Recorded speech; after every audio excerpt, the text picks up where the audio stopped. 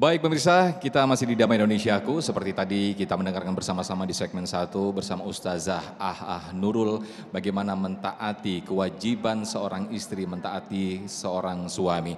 Lalu bagaimanakah kita di segmen kedua ini kita akan mendengarkan bersama-sama kewajiban berbakti kepada orang tua setelah menikah oleh Ustazah Yati Priyati. Selamat mengikuti.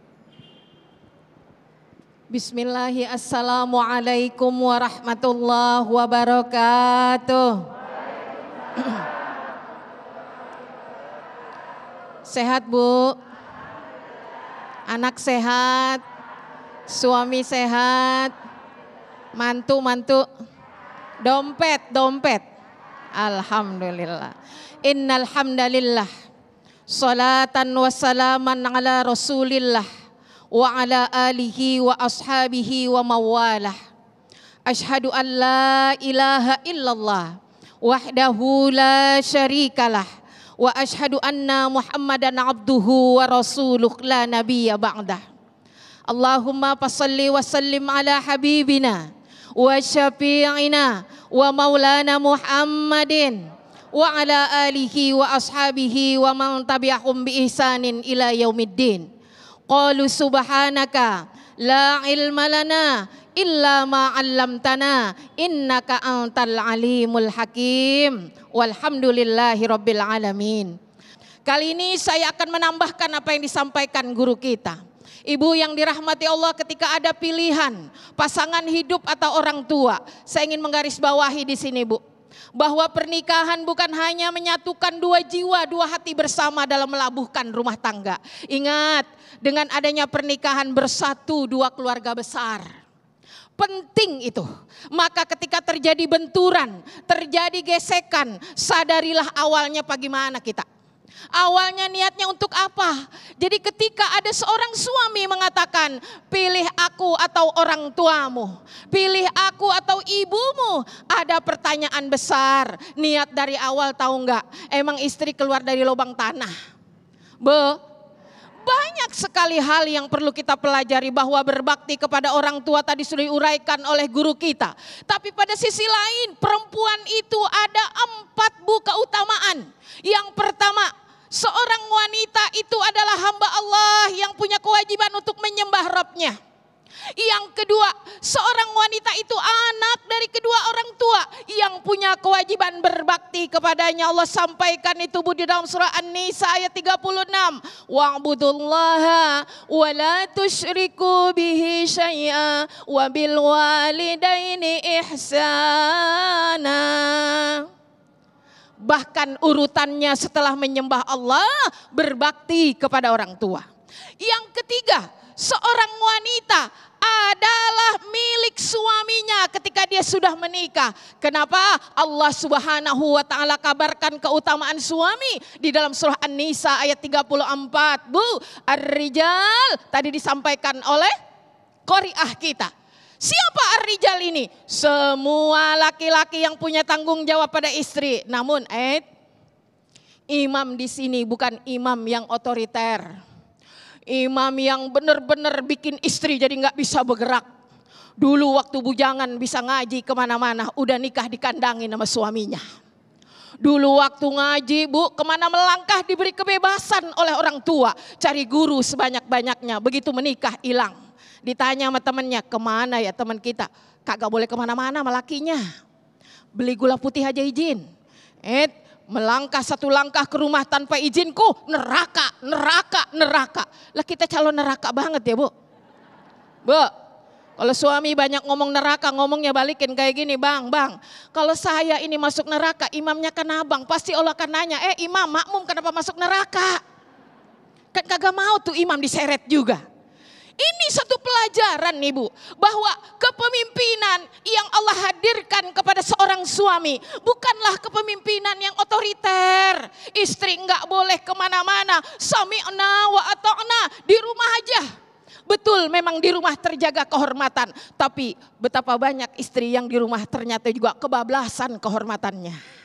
Yang penting bukan di rumah atau di dalam rumah. Tapi apa kata Allah? Fassalihatu qanitatun hafidhatul lil ghaibi bima hafidallah. Perempuan yang solehah itu yang mana?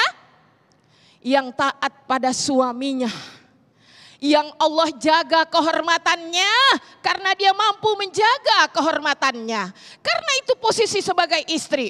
Jangan sering ditakut-takuti. Awas kalau nyari suami yang benar ya. Kenapa? Kalau nggak benar tadi penjara. Karena kan surganya istri ada di suami. Dulu waktu kita bujangan surganya ada di orang tua. Bahwa setelah kita menikah jangan lupa kewajiban kita pada orang tua kita juga tetap ada. Iya Bu. Jangan kita berpatokan pada kata gini. Suami ada di rumah. Orang tua nyuruh ke rumah.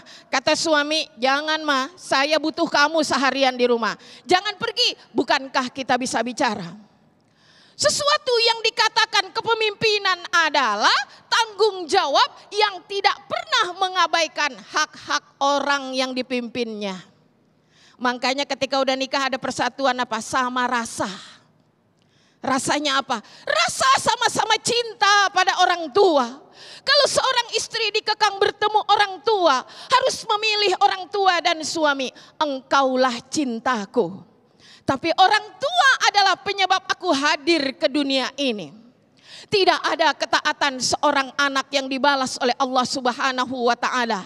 Bahwa punya istri solehah juga adalah didikan orang tuanya. Di akhir surah An-Nisa ayat 1 tadi Allah berfirman, wattaqullaha alladzi tasaaluna bihi wal arham. Ingat, jangan takabur, bulan madu ngeunah kata Ustazah Aah. Ngeunah ya. Enak, ibunya bingung, nih anak 2 minggu udah gak ada kabarnya. Bu, 2 minggu abis nikah orang tua gak dikabarin. 2 tahun bolak-balik mulu ke rumah. Yang laki ngomong, "Mah, kenapa? Ternyata istriku masakannya gak kayak mama." Pulang dia, kangen masakan mama. Bulan madu lupa sama kita. Bu, 2 tahun ingat lagi sama kita. Karenanya itu Allah ajarkan, jangan lupa silaturahim. Kenapa? Arham, jamak dari rahim. Ini anugerah Allah, makanya jangan putuskan sesuatu yang Allah udah cintai. Apa itu? Hubungan rahim itu hubungan cinta.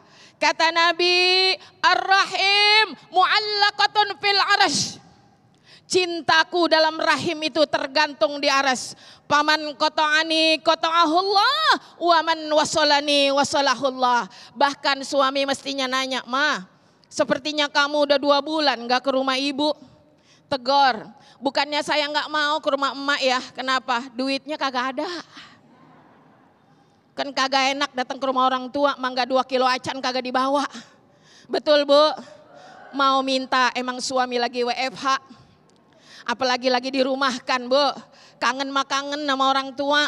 Tapi pengennya kan kalau datang ke orang tua meresen. Kalau kata orang Betawi mah. Betul. 2 kilo jeruk mah kudu dibawa. Makanya pembatasan sebagai qawam tidak mengikat hak-hak sebagai suami, tidak memberikan batasan-batasan yang Allah sendiri merasakan bahwa sebagai seorang istri tak akan pernah mampu kita dipisahkan dan dijatuhkan pilihan, pilih suami atau orang tua karena keduanya sama-sama berharga Insya Allah, Masya Allah, luar biasa sekali apa yang disampaikan dan juga sama-sama kita dengarkan dari Bunda Yati Priyati tadi. Betapa indahnya ketika suami istri sama-sama mempunyai rasa yang sama, yaitu rasa cinta dan juga rasa sayang kepada orang tua kita. Insya Allah akan indah sekali rumah tangga yang kita jalani. Nah pemirsa, di segmen 3 dan juga 4 nanti kita dan juga saya yakin masih banyak pertanyaan dan juga ini banyak sekali pertanyaan-pertanyaan di antara kita. Manakah yang didahulukan? Kita berbakti kepada orang tua atau pasangan kita. Tetaplah di segmen berikut, tetaplah di Damai Indonesiaku. Usai jeda, kami akan kembali.